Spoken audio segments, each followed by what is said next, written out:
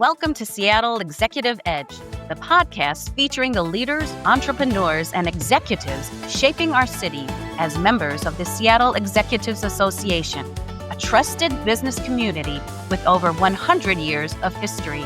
Here, we go beyond strategy and hustle to explore the relationships, trust, and connections that drive real success in Seattle. Let's dive in. Welcome to another episode of the Seattle Executive Edge, a podcast for Seattle business leaders. I'm your host, Suzan Sturholm, with All Things HR. Today, I'm talking with Shannon Woodman, a past president of Seattle Executives and the owner and CEO of Washington Alarm, a company that's been protecting Seattle businesses and homes since 1943. That's over 80 years through recessions, tech booms, a pandemic, and a completely transformed city. Shannon, thank you for being here today. Thank you for having me today, Susan. I am thrilled to be here to talk about one of my favorite things, Seattle Executives Association. I'm glad to hear that. So as the owner of a business alarm company, what's the biggest security threat to Seattle businesses right now that most business owners aren't even thinking about?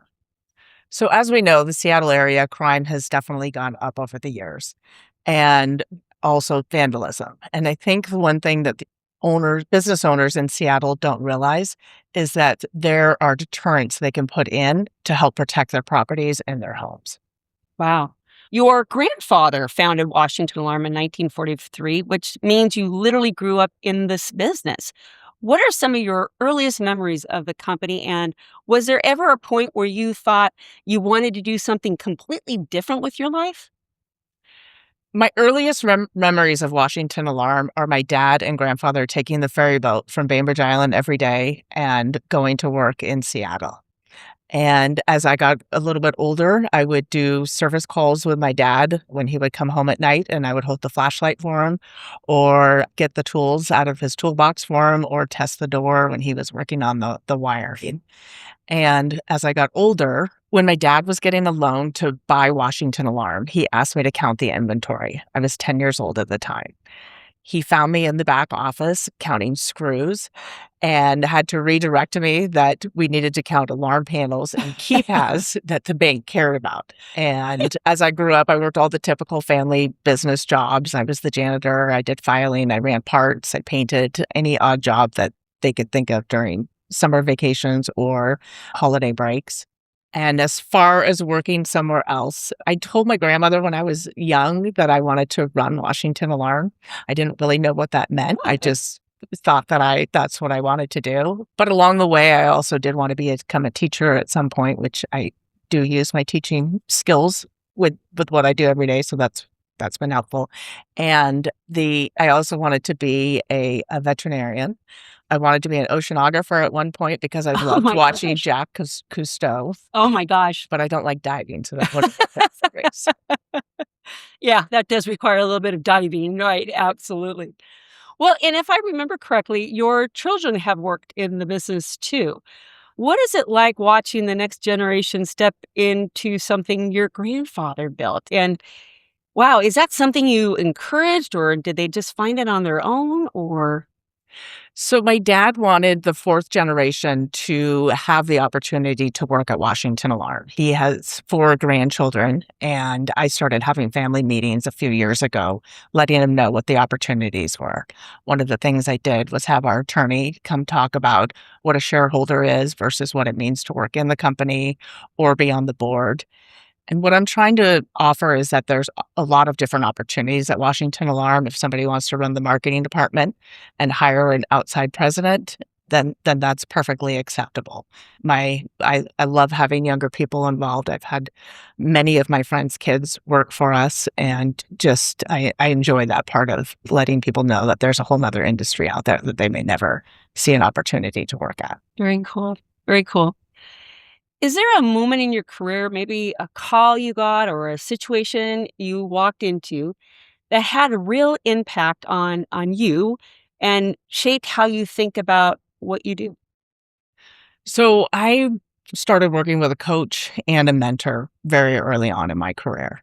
And one of the things my mentor taught me was to stop asking for permission. Oftentimes, when I would ask my dad or the CFO for something, I would get a no, basically because I wasn't presenting it the right way.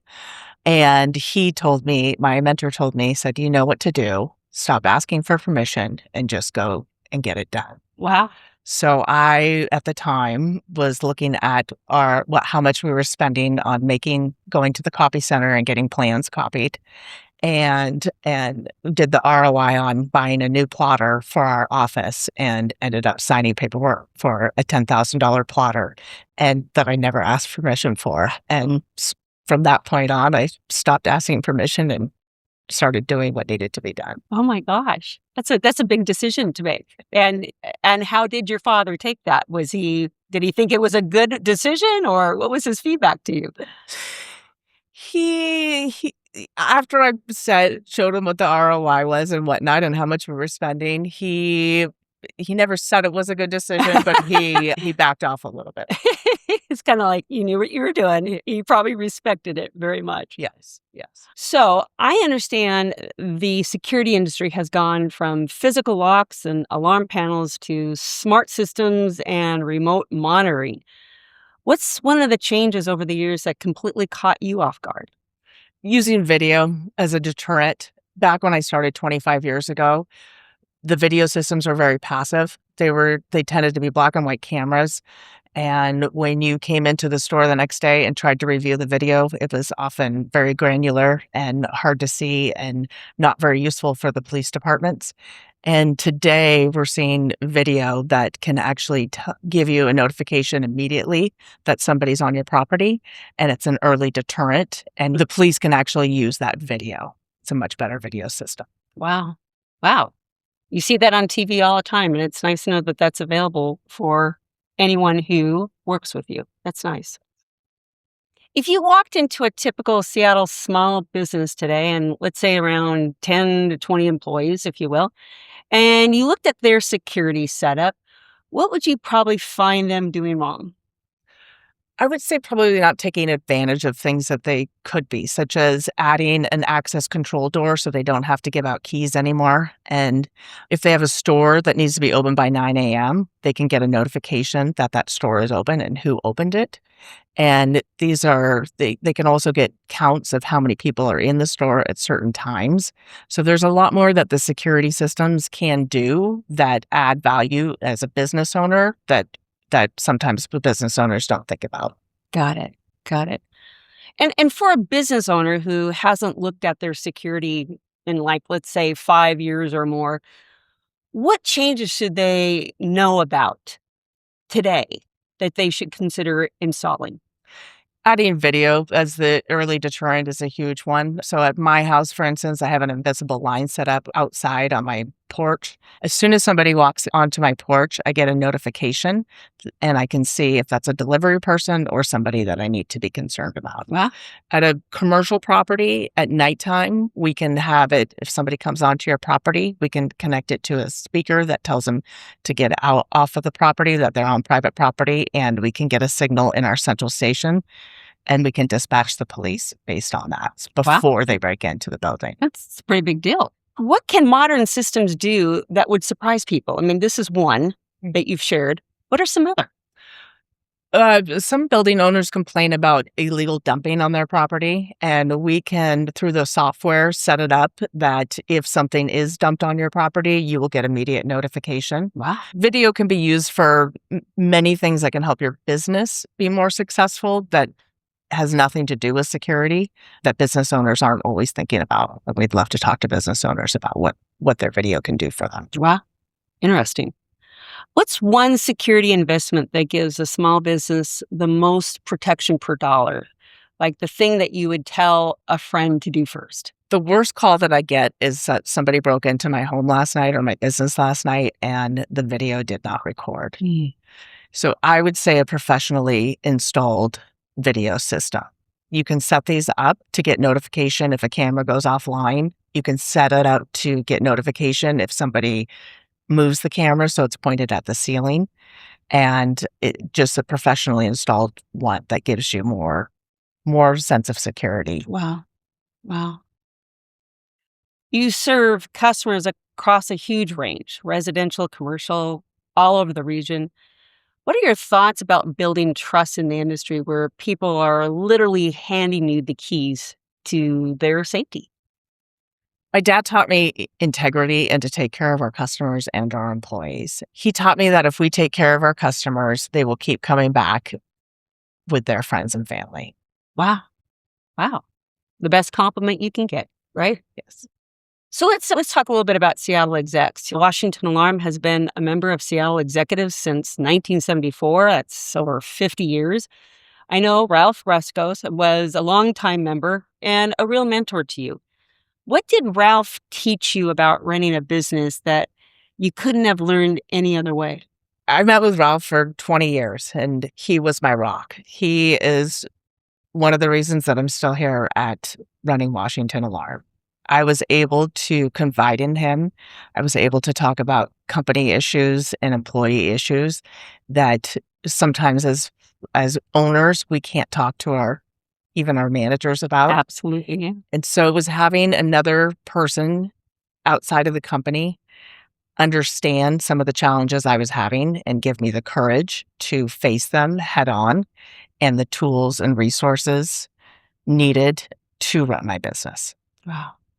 And is that kind of mentorship something that you'd be able to pay forward? Yes, every day in my business, I coach my employees, I mentor my employees outside of the company. I've got a Seattle exec member that I meet with monthly, and it's a friendship as well as a mentorship. And I love being able to offer some advice that can help somebody, whether it's an alarm competitor of mine or a business that's having trouble. I have learned so much over the years from working with other people and asking questions that I'm I love sharing that knowledge with others. Love that. I know you are deeply involved in the community and giving back, and a lot of business owners say they want to do that. They feel like they're drowning their own operations. I, for one. How do you make space for it? And has it actually helped the business in ways you didn't expect? My mom taught me the importance of volunteering when I was growing up. And 25 years ago, Jim Osborne from Seattle Execs asked me to come to a Rotary meeting with him. I went to one meeting and I was absolutely hooked. It does take time. However, I believe in giving back to the community in any way we can. I've been very fortunate working at Washington Alarm that I've been able to learn about a whole bunch of different nonprofits that we take care of. And it's been great to be able to participate in their fundraisers, learn what they do host food drives and clothing drives for them. Anything we can do to help our customers be successful is a win in my book. And sometimes that means going out there and volunteering, and you just get a different perspective if you work in a food bank for the day. And yes, it takes away from what you need to get done, but at the same time, what you get out of it is so much more rewarding and helps you keep going in your day to day. You've seen a lot of business owners grow and evolve over the years. What's the most common blind spot you see in someone who's running a growing company? I mean, like the thing that they can't see because they're too close to it. Thinking that they're all alone and they're the only ones that have this problem. I like surrounding myself with people that are smarter than I am, that can help me with my business. And I think that's something that a lot of people miss out on and think that they need to have all the answers. But really, you need to surround yourself with people that have the answers for you. So as we were discussing, 50 years you've been part of Seattle Execs. I mean, that's a lot. It's a long time. Tell me about some of the collaborations you've done with some other members. I'm sure you have some great stories to share. I'd say the biggest one is when we bought our building.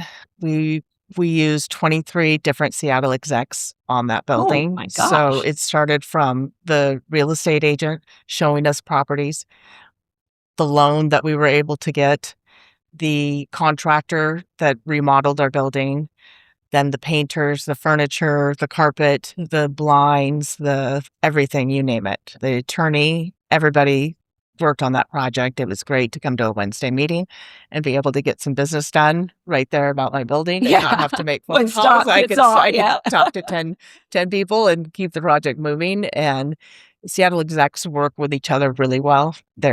Most of us have known each other for a long, long time, and most of us have worked on projects together, so it's seamless. It's really easy to say, "Oh, I just need you to go talk to the painter about that," and it gets done. Wow, impressive. So again, you've been a member of Seattle Executives for such a long time. You must be here because you get something in return. You must get a lot of business or enough business that keeps you here as a member. Tell us about some of the businesses you've received at Washington Alarm.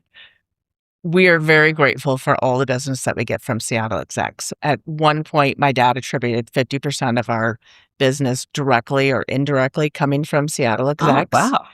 We protect their homes. We protect their businesses. When we have members that we had one retire, for instance, and became the potentate at Niles Shriner Golf Course, and he remembered our services and brought us in to do those services. Seattle execs keeps on giving even after members leave.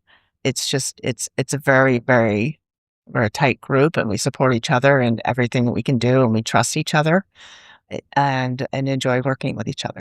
If you can sit down with a Seattle business owner who's in their first 5 years of business and they are feeling like they're barely keeping their head above water, what's the one thing you tell them?